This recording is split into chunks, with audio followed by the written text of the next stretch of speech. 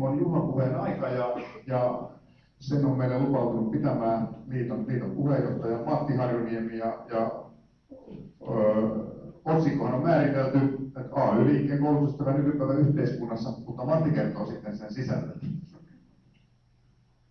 Ensin Markulle kiitokset hyvästä esityksestä ja parasta menestystä.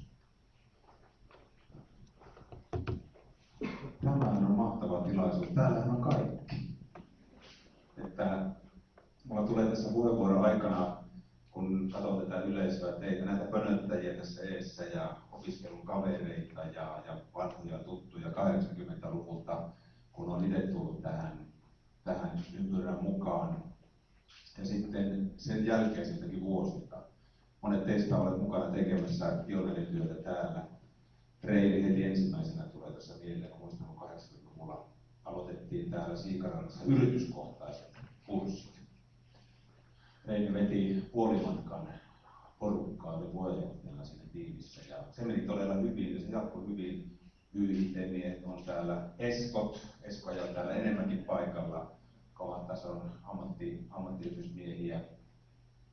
YIT-väki piti Siikarannassa 80-luvulla täyttä härkää omaa koulutusta. Nähtiin tärkeäksi se, että myös täällä liiton siipien suojassa, liiton opiston siipien suojassa annettiin ihmisille tietoja ja taitoja ja hiottiin omaa yhteistyötä ja saatiin myös tietoa siitä, miten eri puolilla maata yrityksessä toimittiin. Oli paljon muitakin. Nämä menivät kaikki hyvin, mutta muistan yhden yrityskohtaisen kurssin, joka päättyi sitten lopulta nyrkkitappeluun. Sekä ei aina näissä ympyröissä ole vierasta.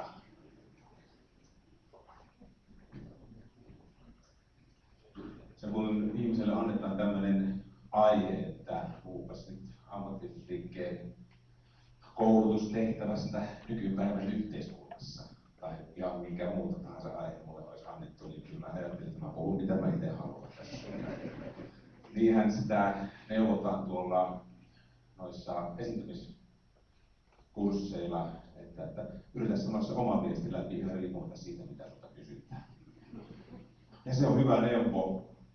Ja niinpä mä aion noudattaa tässä sitä. Kyllä mä vähän sitten tässä esityksen loppuvaiheessa niin vähän asetan niin kuin kriittistä kysymystä tämän mun aiheen päälle, että voi heti kärkeen sanoa niin kuin tämmöisessä oppilaitoksessa, joka on vihkiytynyt tai aikanaan vihkiytyy tämmöiseen tietoisen oppijan kognitiiviseen teoriaan KSL-ihmiset on tämän lanseeranneet perusteellisesti.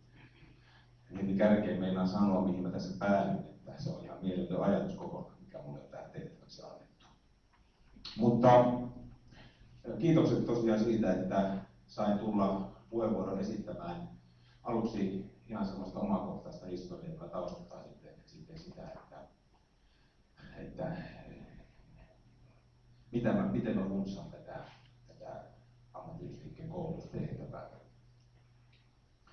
Mä tulin tänne syksyllä 86, ilmestyin, se oli 2883 tuohon Naruportille ja Sundi Rale, tiedätte miehen, nykyinen STTK:n talouspoliittinen neuvonantaja, taitaa olla STTK-aivo tällä hetkellä, täältä Siikarannasta lähtee aika kovan tason jengiä. Rale oli mua kaksitantti varrella vastassa tuolla Naruportilla ja sitten me putputeltiin Soratietä, jossa ei ollut valoja tänne Siikarantaan ja Rale rupesi mulle neuvomaan mun tulevaa duunia. Mut pongattiin tuolta Tampereelta, Tampereen väkekin kun paikalla, niin paikallisten rakennusliiton ihmisten taholta tänne ja Ojalan Matti sitten käski mut tänne hommiin, Matti oli silloin opiston johtokunnan puheenjohtaja. Ja tänne sitä sitten tultiin ja mä olin tietenkin otettu, koska minulla on suvussa rakennusliiton perinne hyvin vahvana ja meillä on tullut aina kotirakenteja, niin kuin mä muistan, niin kauan kuin muistan, ja olin tosi ylpeä, että pääsin tämmöiseen paikkaan edistämään rakentajien asiaa. Ja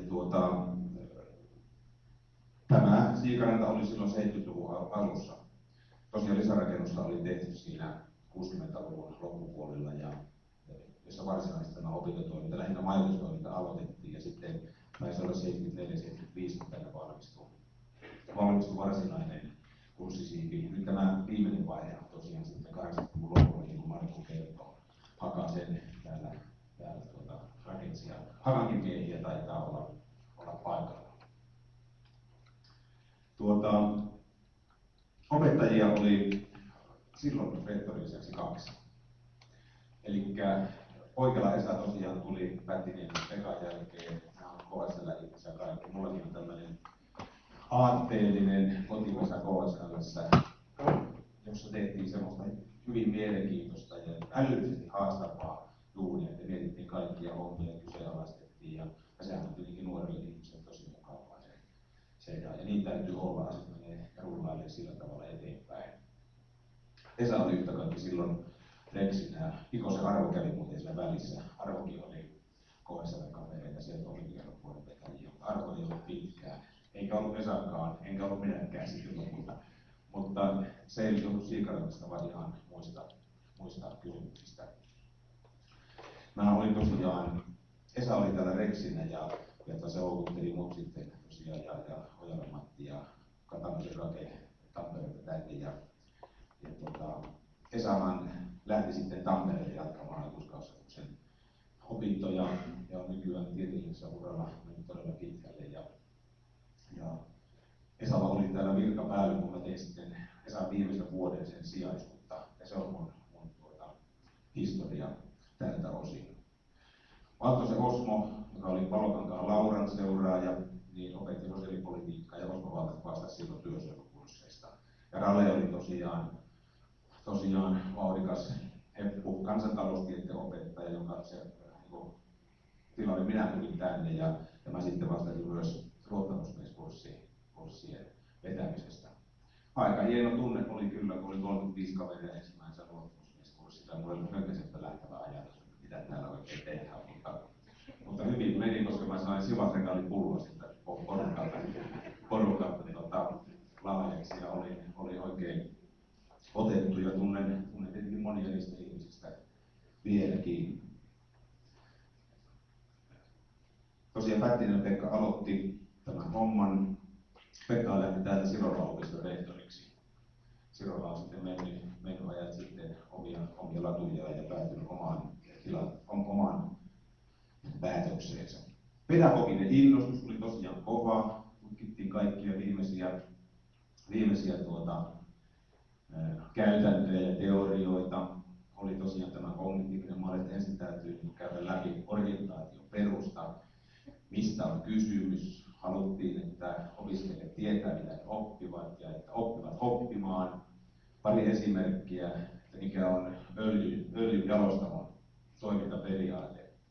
Eihän sitä kukaan käsittänyt, mutta kun meidän porukalle sanoi, että miettikää millä tavalla pontikkatehdas toimii. No öljyjalostamo toimii suurin piirtein samalla tavalla. Tai sitten se, että mikä tämä nykyisen maailmanjärjestyksen, kapitalistisen järjestelmän perusjuttu oikein on. No se on se, että työmies ja nainen lopulta maksaa kaikki laskut. Mutta idea oli tosiaan tämmöinen sitä oppimista arvioiva ja tietoisen oppijan ajatus. Se on kestävää ajattelua. Ongelma oli tietenkin vain se, että tästä oli vaikea monestikin välittää sitten itse opiskelijoille. Ne oli itsellä hyvät teoriat, mutta opiskelijat eivät niitä välttämättä aina ymmärtäneet. Paulo Freire, brasilialainen, muistatte vapautuksen pedagogiikka, vapautuksen kasvatusoppi, joka lähti siitä, että kun maatyöläiset ymmärtää, että homman juju siinä, että ne pärjäävät paremmin ja viljely onnistuu paremmin, niin homman juju on siinä, että niillä pitää olla oma maatila. Ja tämmöisistä hienoista, vapauttavista ajatuksista lähdettiin. Tutkittiin piilo-opetussuunnitelmaa, eli kaikkiin opetustilanteisiin liittyvää semmoista sosiaalista prässiä, joka osoittaa ihmiselle hänen oman paikkansa yhteiskunnassa. Kun et tällä opetuksen mallilla pärjää, niin olet huonompi ihminen ja sä voit ihan rauhallisin mielin tuudittautua siihen, että sä et ole ihan oikeutettu yhtä hyvää toimeentuloa tai yhteiskunnalliseen asemaan kuin moni muu. Ja ne oli ihan upeita ja hienoja pohdintoja, ja niitä kyllä varmaan tietenkin mietitään nytkin. Tämän kaiken lisäksi keksittiin valtava määrä uusia lyhytkursseja. Että kyllä sitä ajatuslinkoa on ollut täällä Siikarannassa aina. Ja hyvä näin, sieltä sitten siilautuu paljon ihan helmiä. Ja sitten niin olen kyllä huomannut semmoisen teorian, joka me täällä haluttiin todeta, että se ei semmoisen ole mitään kuin oppimisteorioita, mutta itse olen huomannut sen, että kaikista paras mulle henkilökohtaisesti oppimisteoria on virheistä oppiminen. Että kun oikein pahasti mokaa, niin jotakin siinä väistämättä oppii. Se osoittaa myös sen aikamoisen kynnyksen ja aikamoisen vaikeuden, mikä itse asiassa oppimisessa on. Siinähän on kysymys aikamoisesta persoonallisuuden muuttamisesta, tai ainakin osittain siitä. Ihminen muuttuu, kun oppii, ja ne on raskaita prosesseja ja hankalia, ja on täysin ymmärrettävää, minkä takia me usein kieltäydymme siitä hankalastakin todellisuudesta tai hankalastakin havainnosta, joka sen oppimisen myötä tulee esille. Sen takia oppiminen täytyy järjestää mahdollisimman kivasti ja hyvin ja turvallisesti ja sillä tavalla, että se on mahdollista. Internaattina Siikaranta oli oikein leimallisesti silloin, enää ei siinä mielessä.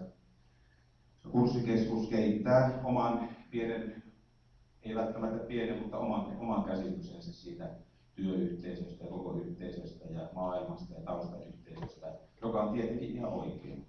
Näin täytyy tehdä, ettei sano sitä mitenkään pahassa mielessä. Jokainen työpaikka toimii niin. Ja se, niin kuin Siikaranta niin on pyrkinyt toimimaan mahdollisimman hyvin ja varmistamaan, mutta toimimaan hyvin sen takia, että se vaikuttaa myös omaan asemaan tulevaisuudessa. Silloin ajateltiin, tiedän toki, että nykyään ei enää ajatella, mutta silloin 80-luvulla Siikarannassa me kyllä puhuttiin, että kyllä nuo liitojätkät on ihan pihalla. Että ei ne tästä ainakaan tästä oppimisesta mitään ymmärrä. Ja kyllä me oltiin ihan varmat siitä, että me tiedettiin myös rakennustyöläiset paremmin kuin liitossa tiedetään. Että varsin vakuuttuneita oltiin siitä. Mutta siihenkin tulee sitten ajallista perspektiiviä tähän ajatteluun. Meillä kävi jämeriä miehiä, Junnilaisen Pentti tulee heti tässä. Kun näin Pentin, niin muistan tosi hyvät, informatiiviset, hauskat ja jämerät tunnit työsuojelukursseilla. Häkkisen Risto, nyt vainaja, tulee mieleen ihan samoista ympyröistä. Parkkosen Jouko oli raudan kova kaveri, joka kävi kyllä sitten palauttamassa myös luottamusmieskurssilaiset ihan maan tasalle siitä, että mikä työehtosopimustoiminnassa ja politiikassa on mahdollista. Et kyllä silloin niin kuin nytkin niin pidetään yhteyttä liiton kanssa ja pidetään yllä sitä kontaktia, että molemmat siitä symbioosista sillä tavalla hyötyy. Lippulaiva oli 3 kuukauden kurssi, Markku tuosta siitä jo tarinoi. Se oli työlästä ja todella mielenkiintoista hommaa. Me aloitettiin sitten tosiaan tietotekniikan koulutus täällä kanssa sillä tavalla, että ne tuotiin pakettiautoilla tänne tietokoneet, taisi olla tuo 2. ja Kölkkä Hanski, joka oli valittu tänne kansantalouden opettajaksi, niin oli myös tietokoneesta innostunut. Hanski sitä kokosi sitten täällä, ja mä kävin aina silloin tällöin katsomassa sitä, ja aika äkkiä tuli sitä luokasta pois, ja totesin, että pojalla kova duuni. Se oli ihan kova homma, että sai se jollakin, että ihmiset saa jollakin tavalla ne masinat pelittämään. Nyt ollaan ihan eri ajassa, ja hyvä, että on aikanaan aloitettu. Mittamia edellytyksiä ruvettiin kanssa suunnittelemaan. Sitten Markku ja kumppanit pisti se oikein kunnolla liikkeelle. Ajatus oli tosiaan se, että ainakin silloin tuntui hyvän työllisyyden aikana lopulla, että 3 kuukauden kurssi alkaa vähän niin kuin hiipua ja tarvitaan niin liittona kuin opistona uusia kiinnekohtia